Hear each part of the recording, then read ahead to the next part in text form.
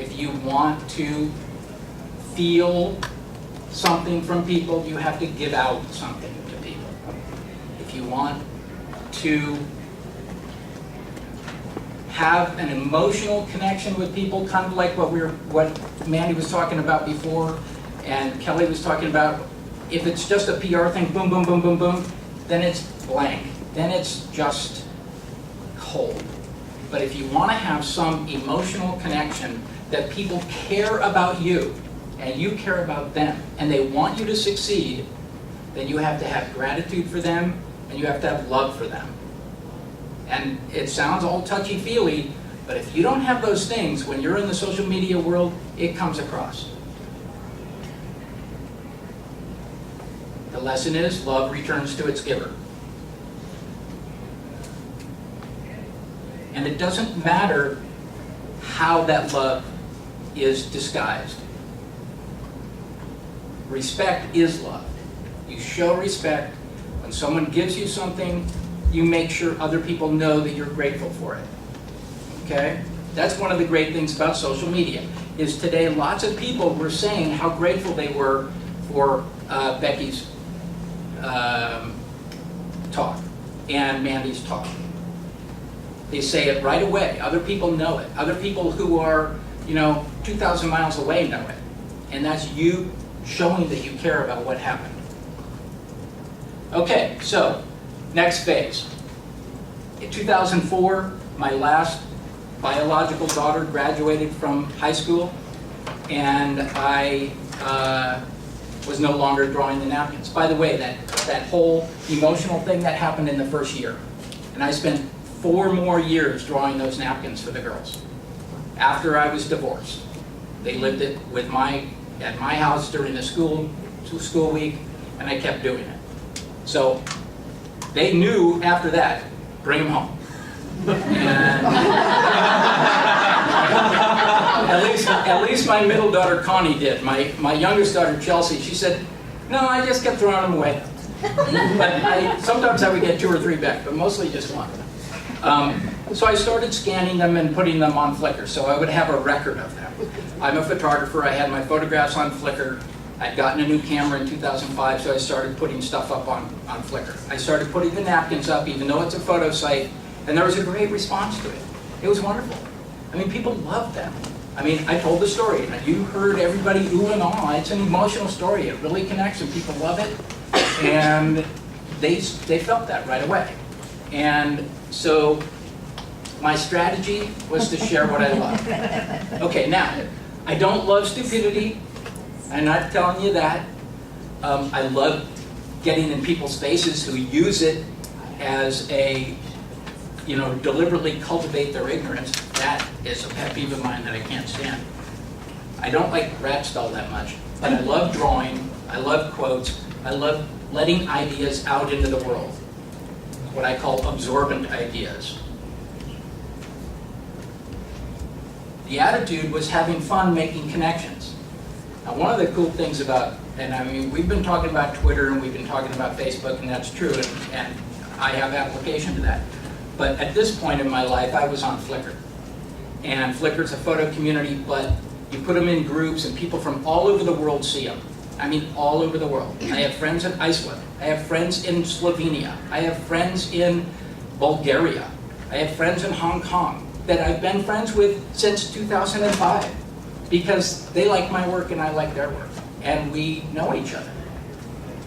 Okay? And I have fun making those connections. Okay, the lesson, we heard about the global is the new local.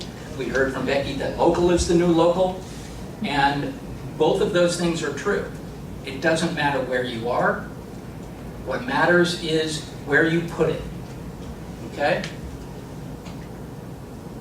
Don't assume that your world is right here.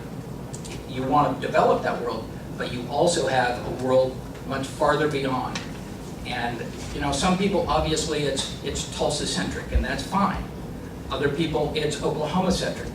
But, people in other rural counties might be interested in what happens in Oklahoma, and you move on. And other countries that have all rural, they might be interested. Okay? Okay, so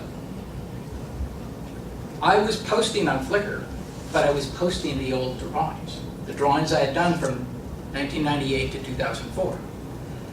I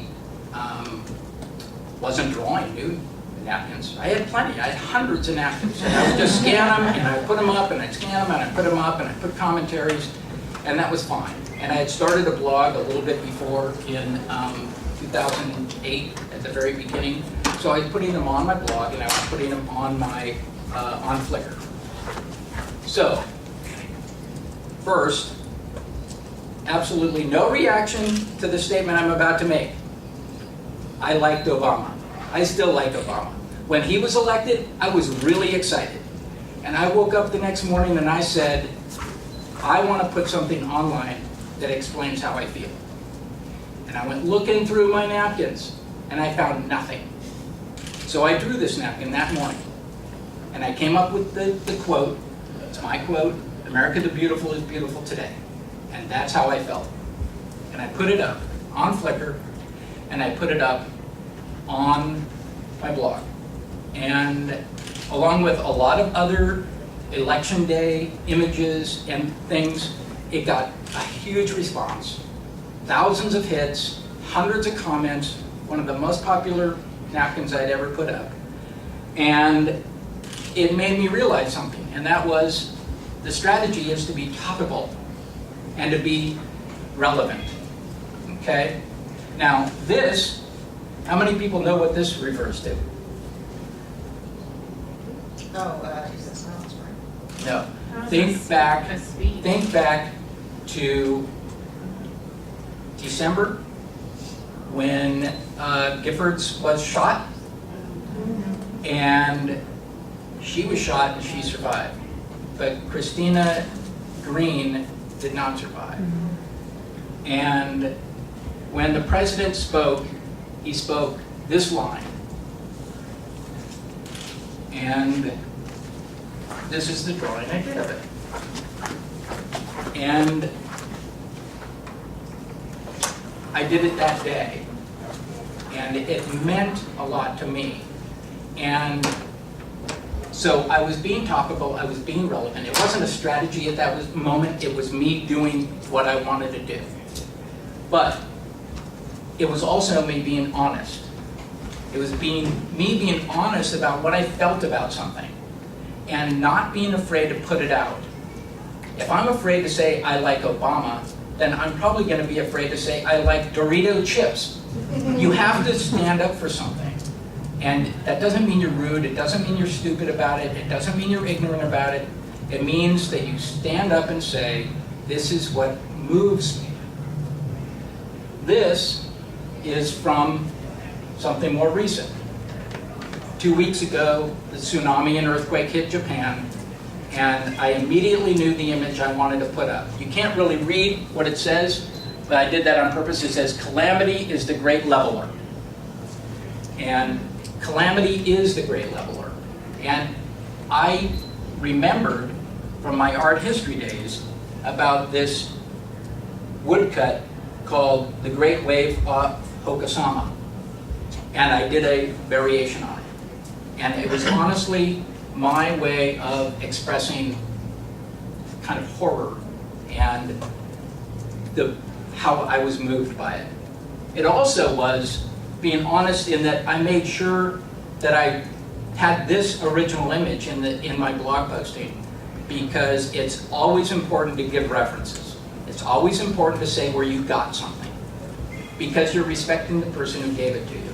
That's why when I do my blog postings, I always have who the quote is by and a link to the Wikipedia or whatever website of that person. One, because I think that person's interesting and she's worth reading about. But also because I didn't make these things up. And sometimes when I show people this, because I don't put the name of the person on the napkin itself, because it's not about the person, it's about the quote in the drawing. But I make sure people know where that quote came from. Okay? So honesty in two different areas is the attitude I had. And the lesson, take action now. Not long after I posted that napkin, I got an email from Time Magazine asking if I would be willing to have that napkin in the Person of the Year issue. And what was my response? No, that's true. My response was, I will think it over. Because online on Flickr, and anybody in the news industry knows this, people aren't paying for images anymore. And there's a whole bunch of people that are pissed off about it. And they're kind of giving up now, but they're still people. And I wrote to some of my Flickr friends and in some of the forums, and I said, what do you think about this idea? And I didn't give them the specifics. I said, what if a big magazine asked to publish a photograph of yours? What would you do? And there was just like this big, huge, blow-up, flame-throwing, all this junk. And so I did think about it. But in truth, I said, you know, this is, no offense, this is not Farm Implement Journal. This is Time Magazine. You know, this is Time Magazine. This is Time Magazine. This could really do something for me if I know what to do with it. So I said yes. And that led to media attention all throughout Tulsa.